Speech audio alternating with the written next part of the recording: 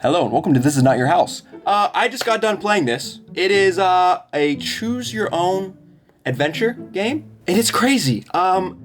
There's about 2 endings that would be like sufficient in terms of like survivability or livability, wanting to live ability. The other ones are pretty brutal. So hope you enjoy. It is a wild ride, and trust me, the last one, the final ending, has possibly the greatest indie game song I've ever heard, if I'm being completely honest. So, and sit back, relax, and enjoy all 10 endings of This Is Not Your House. Roger always knew that if you were attacked, it would happen on the walk from his car to his home. So he readied his house key before stepping out of the vehicle. I do that too. Honestly, I do that too. Keeping it ready as he walked to the trunk of his car. Okay. He hangs his groceries from his wrists, keeping his fingers free to open the front door without fumbling. Oh, he's a real one. We don't take 2 trips, baby. 1 trip. The groceries only take 1 trip.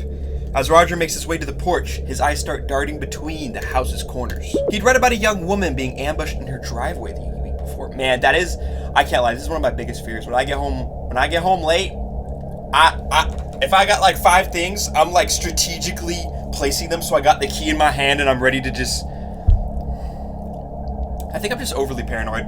Anyways, he tries to put it out of his mind by counting how many steps it takes him to reach the front door. Okay, I don't do that.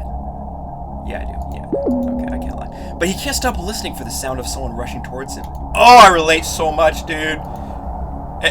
Is this normal or am I crazy? There's a gentle breeze and the white noise of distant traffic. Roger assures himself he is right to remain vigilant. Yes, that's right, Roger. It only takes a split second for someone to get the drop on you.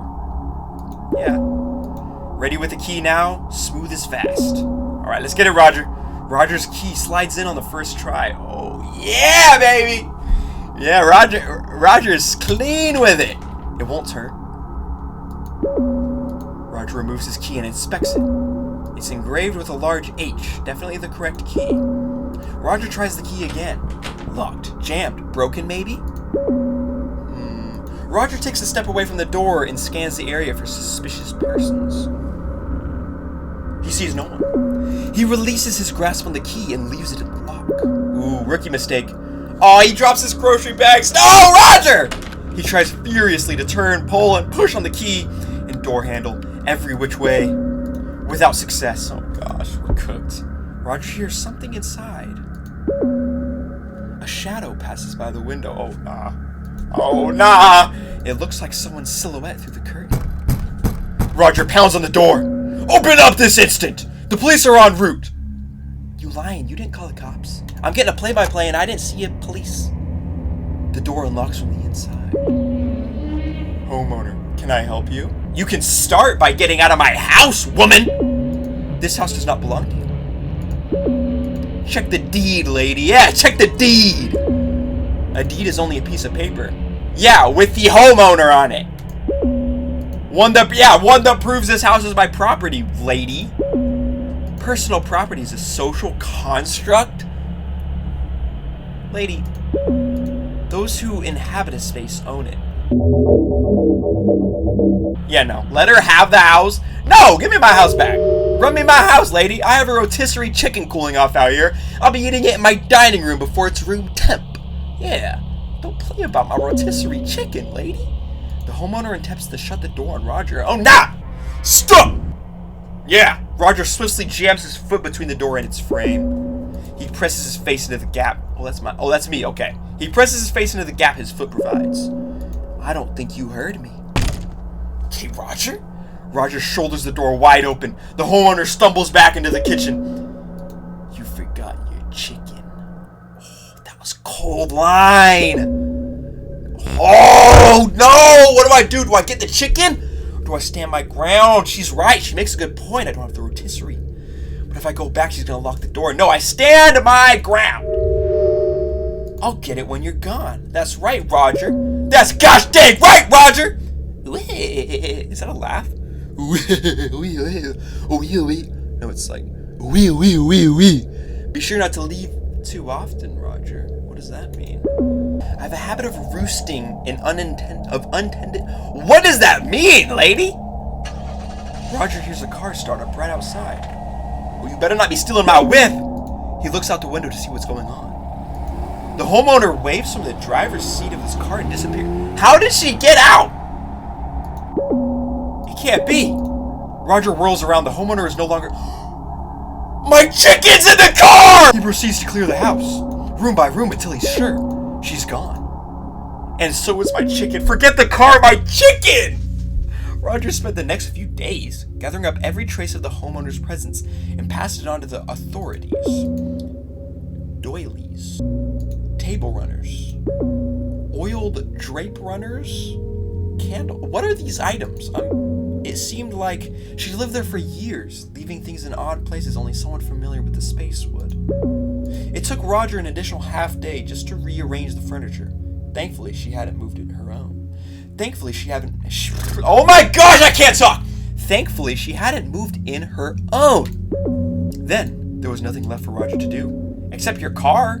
Except his grocery shopping. Wait, what? He decided to have his groceries delivered by a boy from the neighborhood for a while. Did we not report the car missing? He didn't want to leave the house alone. He's starting to feel silly about it after a few weeks passed. I think he's kind of brushing off the situation a little bit too much. A lady was in your home, living in your home, said some BS about, hey, a deed is just a paper. No, it's my house. And then she stole my car? And not only that, my rotisserie chicken. My rotisserie chicken. I want a rotisserie chicken now, man. Police couldn't locate his missing... Oh, okay. He bought a junker so he could handle his errands around town. Roger didn't notice the walk from his car to his house anymore. The only thing that worried him is whether or not he could turn his key when he got home. That is a panic. If you've ever watched a horror movie, I think you panic about your key not opening. Right? I think that's like deeply ingrained in everyone's mind. A shadow passed by the window. Oh my gosh. Is this Groundhog Day? End credits. What do you mean end credits? Cody Tears. Homie, what? What? No, restart. What? We're gonna go in, but we're gonna get my chicken. Yeah, I'm not playing about my chicken this time. I'm getting my chicken. Roger turns around. Oh, I didn't read that. He sees someone analogous to the homeowner devouring his rotisserie chicken.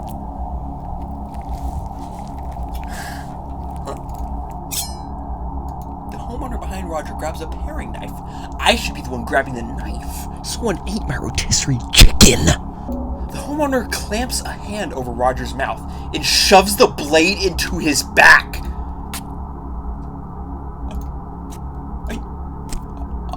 Again and again and oh my gosh. Oh my gosh, chill. Roger, fight back! Roger tries to bite the homeowner? Why is that your first line of attack? Bite? Roger, use bite! To bite the homeowner and break free. Her hand remains firmly clamped over his mouth. Oh, I'm biting her hand. He can taste the tang of her blood. Ew! With an unexpected acidity. Okay, the homeowner gently lowers Roger to the floor. Roger tries to get up but grows weaker as his blood plumps through his heart and out his back. Oh my gosh. The homeowner keeps him pinned to the floor and presses him down to strain his breathing. Roger grows tired and slips away into a calm and reassuring dark. The homeowner's analog grabs the grocery bags and carries them inside. It sets the bags on the floor and steals a glance at Roger. Homeowner's analog. We have plenty to eat tonight. There may even be enough to store in the freezer. We'll need to dress and quarter it first to see what there is. Now close the door. It won't tolerate a draft. Huh? Are they gonna eat me?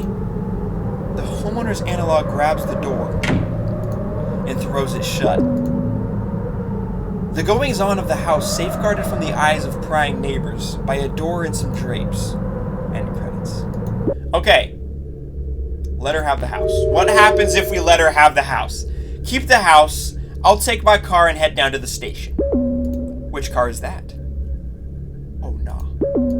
The one I pulled up in. Don't tell me. Don't do it. I didn't notice. No. The only one sitting in the driveway. Don't say it. But sir, there's no... That's my car. What in the heck? Roger turns just in time to see the car he calls his own reversing into the street. He sees the homeowner wave to him from the driver's seat and disappearing from the road. Here, let me help you with that. Roger tries to run after his car, but the homeowner grabs a hold of his shirt. She slips it off with one. Dang, okay. Roger spins around, trying to grab hold of his button down. He feels goosebumps forming on his arms as his nipples harden. Okay, that's a bit too much detail. Give me my shirt back. No need for these either. The homeowner grabs the hem of Roger's pants. Okay, chill. And yanks backward, knocking Roger flat on his back. The homeowner quickly slides off his pants and the remaining articles on his person. Roger lies dazed, with his head pounding from the collision with the porch. Roger wraps his arms around his head and groans. The homeowner glides into her house, slamming the door behind her. Roger pulls himself to his feet. He cups his genitals in his hands and tries to keep warm. He shakes from the cold. Okay, we're gonna find help. Driven by the belief he cannot resolve the house theft on his own, Roger runs off to find help. Running down the road, he spots a police cruiser on patrol. Roger begins wildly flailing his arms and calling for the vehicle to stop. The cruiser comes to a halt and the officer steps out from the passenger side. Roger sprints towards him, shouting, attempting to explain his situation. The officer enters a defensive stance and draws his weapon on Roger. No. Roger freezes in place, thrusting his hands into the air. Don't move, hands! Let me see those hands! They're up, I'm cooperating. Suspect is uncooperative. Homie, what? I'm cooperating! What am I a suspect of? Turn around! Let me see that booty. I said turn around right now! Roger complies. Walk backwards towards me. Roger walks back towards the officer. Not so fast. Roger stops in a lethal game of red light, green light. Did I say stop? Roger does not speak and he does not move. He does not want to alarm the officer. Come on, hurry up! Roger very slowly walks backward toward the officer. I said slowly, not slow motion. Pick up the pace! Roger does not hasten his pace, preferring to aggravate the officer rather than do something that could be seen as threatening. That's it. The sound of the officer's thudding footsteps steer towards Roger. Roger hears the cuffs being readied behind him. He feels the cold metal press against his wrists. The officer thrusts Roger against the head of his chill. Roger can feel the cuffs tightening, further cutting off circulation. Please, officer, I'm cooperating. The officer yanks Roger off the hood, steering him with the chain of his cuffs. The metal digs into Roger's wrist as he fails to anticipate the officer's movements. The officer flushes Roger into the back seat and slams the door. The officer quickly climbs in the front seat and jumps on the radio with dispatch regarding Roger's arrest. What did I do? Roger's naked body wriggles for several minutes against the leather while he attempts to sit up. The officer brings his fist down on the car's dash. Keep it down back there. A few tears stream down Roger's face in the dark. The tears make him feel ashamed, but he cannot suppress how angry and helpless he feels. Please, someone broke it into my house. Look, we're passing by it right now. Just pull over. The old someone stole my house routine. Save it for the judge, junkie. That's a common thing? Oh. I wouldn't have guessed. I'm not a junkie. I'm a senior citizen and I need help. You don't see many elderly junkies, huh? What? What are you talking about? The officers sit in total silence as they cruise toward the station. Roger sits back and tries not to exacerbate the situation further. So you're telling us that you went out shopping and returned home to find your locks were changed? Yes, that's right. Then I started pounding on the door and some strange woman answered. Strange? How? Well, I mean, she was in my house and it's mine. What do you mean? She stole my house! Right, but what is it that made her strange to you? How calm she was about it. Like she was a perfect stranger, like she belonged there. The officers glance at one another. So you found your locks changed and a strangely calm and comfortable woman at the door? Yes, but she was in my car as well. Yeah, I thought that was odd. So she left your house? No, she was in the house and turned around and saw her driving away in my car at the same time. Roger, buddy, listen. You can't say that. You sound crazy. A pair of twins, maybe? Possibly.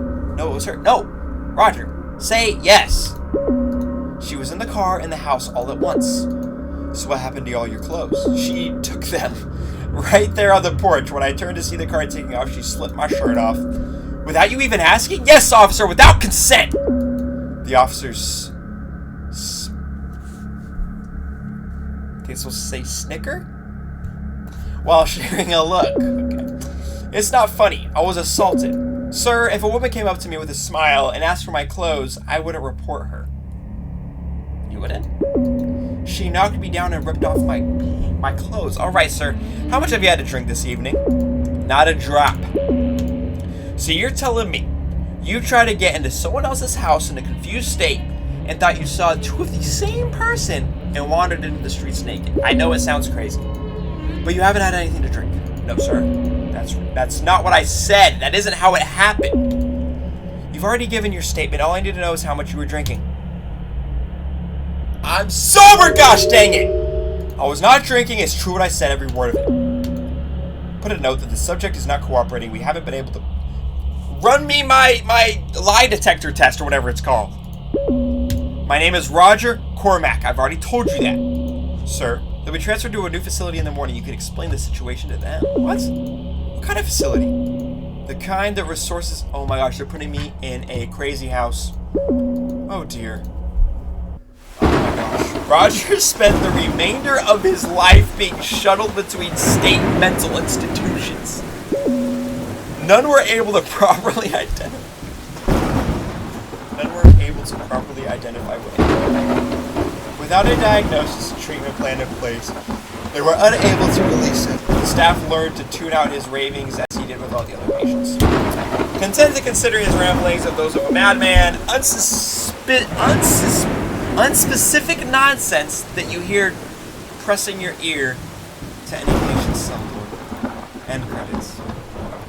Okay, I believe that's 3 endings, but there was a ton of options on the letter out of the house, yada yada yada. Okay, so we have found help. So last time we tried to find help, they ended up putting us in a insane asylum for the rest of our life. So we're not doing that again. Let's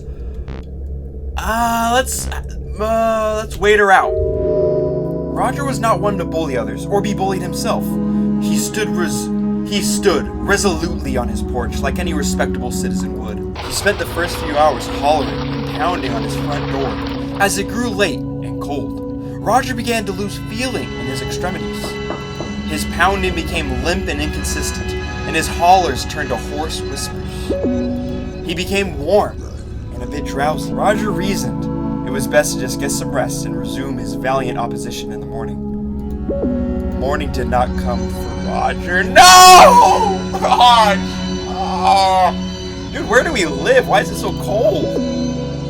He sat on the porch, curled up, and nestled his head against the front door. It was the comfiest and sleepiest Roger had ever been. The homeowner discovered Roger at dawn and called the police. Cause of death was determined to be hypothermia. He was tagged as a John Doe and placed in a morgue to await cremation. Roger's final moments were warm, and he was not afraid. End credits. How sad. What the heck? Alright, well there's another ending. Okay, that's 4. Alright. This time, okay, so we found help. It led to prison. We have waited her out. It led to death. Let's break down the door, baby. Roger is a strong man, but not strong enough to break a door down with his bare feet. Then what was the point of that option?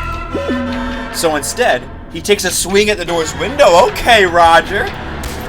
He feels something warm and slippery pour down his arm as he fumbles with it. Dang it, you cut yourself, bro. You gotta grab like a shirt, like a towel. Oh, I guess we're naked, so we don't have that. He manages to get a grip on the lock and slide it open. Roger opens the door and shuffles inside. He hears heavy footsteps from the floor above. The steps indicate the homeowner is headed for the stairs. Hey, bro's got a good headset on or something. Oh no, had she found his shotgun? Roger only had a moment to act. Okay, arm myself with what though? I'm naked? We're gonna hide and ambush. That seems like the smart play here. Roger wasn't sure he could make it to the kitchen and back before the homeowner reached him. He pressed himself against the corner wall by the bottom of the staircase, hoping he will remain out of sight. And then he peed on! The homeowner's heavy footfall makes it easy to follow her movements. Roger sees the barrel of his shotgun slide through the entryway. This is your time, Roger. He grabs hold of it and rushes around the corner. The homeowner falls back on the stairs. Roger yanks the gun away from her with his good hand. The homeowner stares at Roger and tries to sit up. Roger brings the butt of the shotgun down on her face. He presses down, grinding and twisting it into her. Her smile peeks out at him from around the gun stock. She reaches for the trigger. Roger pulls the gun away and brings it down on her face. He does it again, and again, and again. Okay, Roger, chill. Relentlessly fragmenting and distorting her features into a puddle. Dang, Roger! I did not know you had that in you. He was satisfied when he could no longer see her eyes. Maybe we do need to be locked up. I ain't gonna lie, that's crazy. The police arrived shortly after. A neighbor called 20 minutes earlier due to the sound of breaking glass followed by repeated muffled blows. They got a good headset too. How'd they hear that? As Roger and his defense team could not adequately explain the circumstances leading to his viciously beating an unarmed woman to death in his home, a woman police were never able to identify due to the excessive facial and dental trauma, missing fingerprints, and a lack of documentation. The jury found Roger Cormack guilty of first-degree homicide. The prosecution was able to convince them Roger had kidnapped the woman and killed her when she attempted to escape. I mean, honestly, pretty sound logic. I mean, I don't know how else you'd explain that, but... Roger now inhabits a cell on death row awaiting his lethal injection. End credits. So I was right on the nose on the there's not many good endings to this. I think honestly the first ending I got might be one of the best ones. I basically am just paranoid, I think. I think that's what that was kind of alluding to. I'm not really sure. Alright, we're gonna let her out of the house again. Alright, so we have now breaking down the door. But there was two options on the break down the door. Okay, wait a minute. We're gonna arm myself. Roger darts to the knife block in the kitchen. A mere 15 feet. What is left of the body is labeled a John Doe. It is cremated by the town according to protocol. The local paper released a story about the incident, labeling Roger an unidentified drifter and the homeowner as a neighborhood hero. A hero for stealing my home and blowing me in half with a shotgun. My own shotgun. Some locals caught the story and recognized Roger from the area. Oh, a correction was printed, but it portrayed Roger as an unstable addict to account for his state of undress and violent behavior. Local officers used Roger as a cautionary tale at school assemblies to display the dangers associated with drug abuse. At least I wasn't forgotten, I guess. Yeah, you know. The homeowner was heralded throughout the state as an example of a homeowner who defended themselves when police were nowhere in sight. She was paid handsomely to act as the keynote speaker for a variety of clubs and events over the next few years. So now she's making a living off of killing me. Lovely. End credits.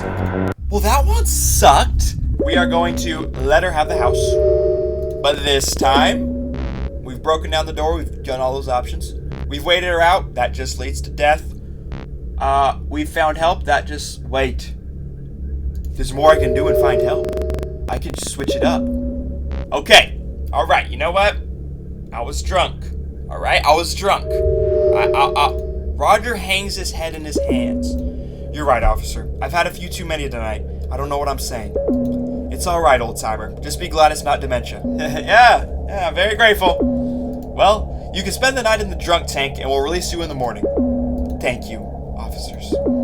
Roger spent his last few hours of the evening resting on his cell bench. It was rigid and uncomfortable, but Roger had learned to deal with discomfort in the service. Oh. Salute your service, sir! True to his word, the officer released Roger first thing in the morning. Roger received a pair of sweatpants from the lost and found to replace his jumpsuit. He had no phone or wallet and no idea what direction his house was in. He'd never been downtown and didn't know how to find his way out. Whoa, what's that music? And he didn't know how to find his way out. He focused on finding shelter and food. He'd spend each day meeting his fundamental needs. Most passerbys refused to look at him. The rest were too frightened by his appearance to speak with him. What? What do I look like? I'm just a normal guy, right? Everyone kept a safe distance from him. Dang! He faded into crowds and entirely out of memory. End credits. Well, at least in the last one I was remembered as a crazy drunk guy who was naked and got shot. But, like, at least I was remembered. So break down the door. We got everything. Waiter out. We got everything. Seek shelter. We haven't done that at all. And find help. Okay, so we're gonna seek shelter this time. With no immediate means of retaking his house, Roger thinks it best to find somewhere to rest. He takes off into the woods in search of shelter from the elements. Well, this doesn't sound good. I died on the frickin' porch. I don't think the woods are gonna be any better. Roger finds a grove just before dark.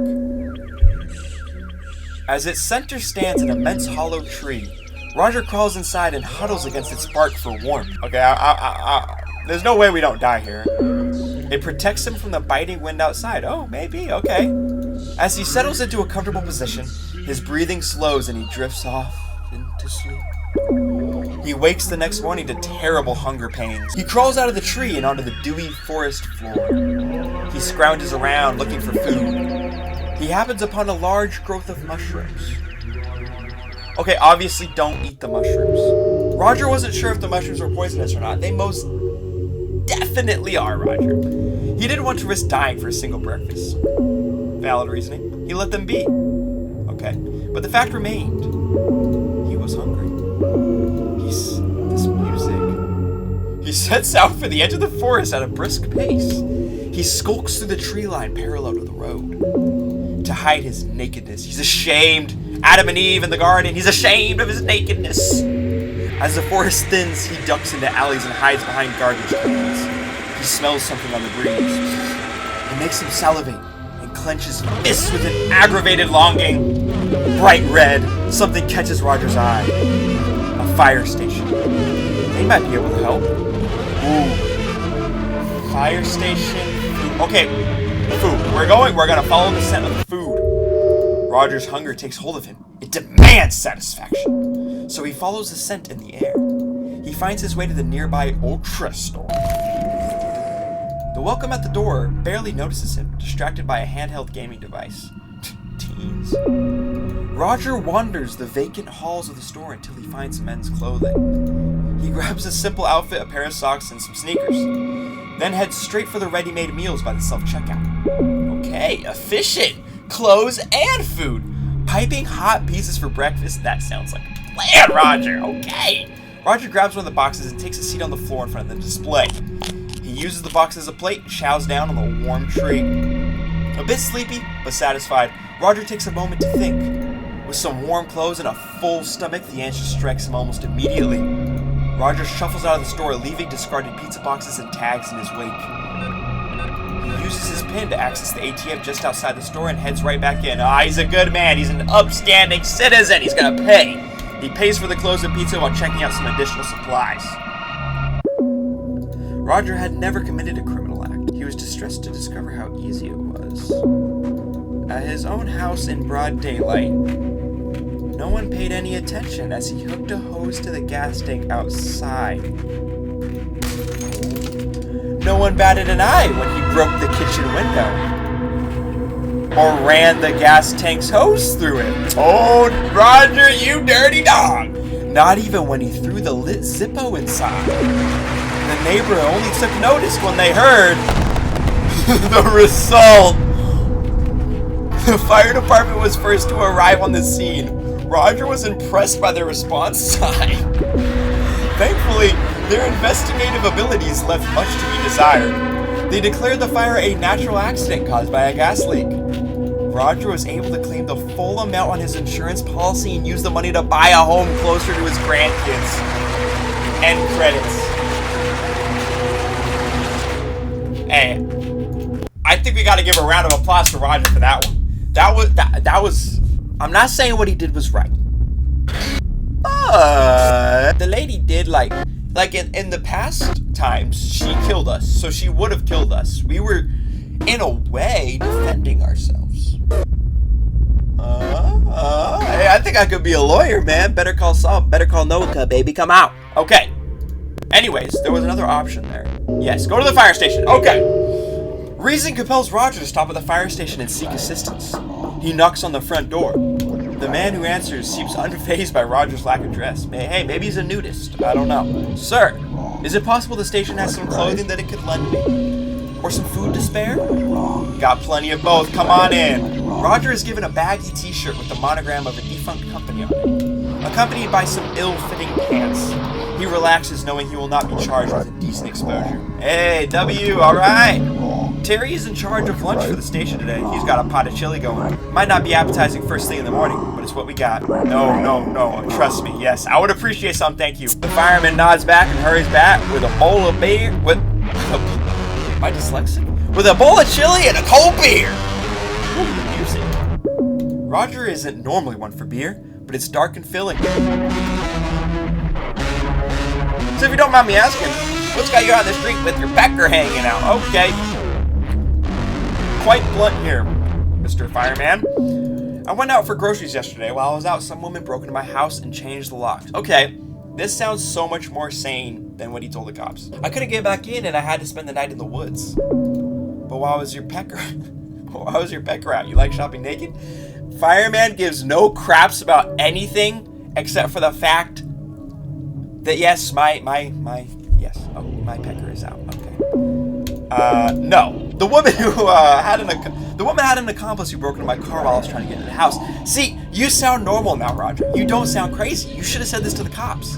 I tried to stop her from taking the car, but the woman in the house jumped me from behind when I did. I took a bad blow to the head and she stripped me on the porch. Her pal took off in my car. Who's talking?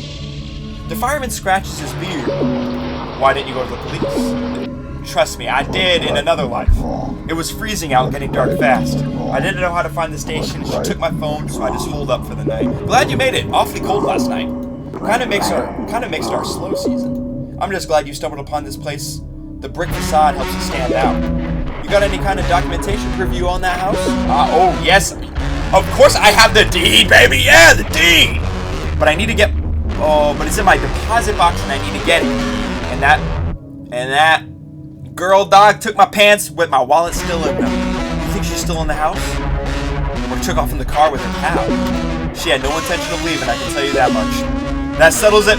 I'll get the blues on the horn and get this sorted out for you. Heck yeah! The fireman limbers over to a phone for the wall. A wave of relief washes over Roger, knowing a civil servant is assisting him. What a legend. Still, the fireman's reaction to Roger's story troubles him. Why? Oh, because he keeps asking about you. He doesn't want the fireman thinking he's a crazy old man. Worse still, Roger worries he is a crazy old man and just doesn't know it yet. That's a good theory, Roger. You might be onto something. You might be crazy.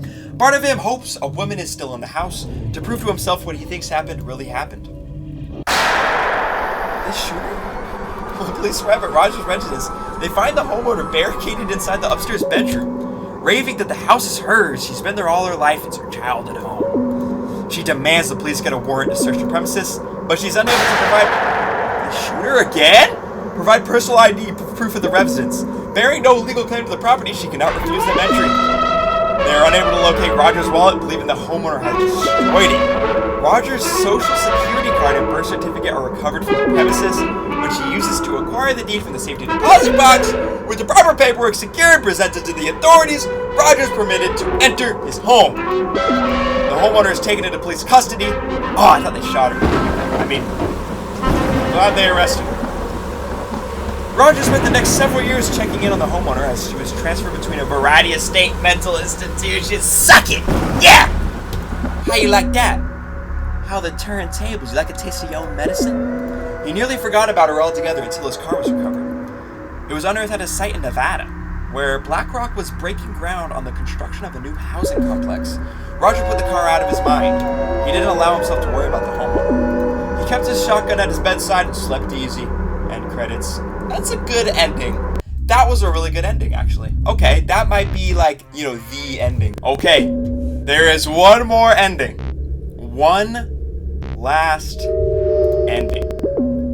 And it is eat the mushrooms. Okay, let's eat the mushrooms, guys. Think that is the last one. All right. Eat them! Roger consumes the mushrooms with a desperate ferocity. Oh my gosh. They have a bitter taste, but Roger's hunger allows him to chew through it. speak with lips, but now I speak with hips. A dancing disco fiend, as strange as it seems. Walking through your mind, walking through your dreams. Dreams, my mind went wrong, abandoned like a birds.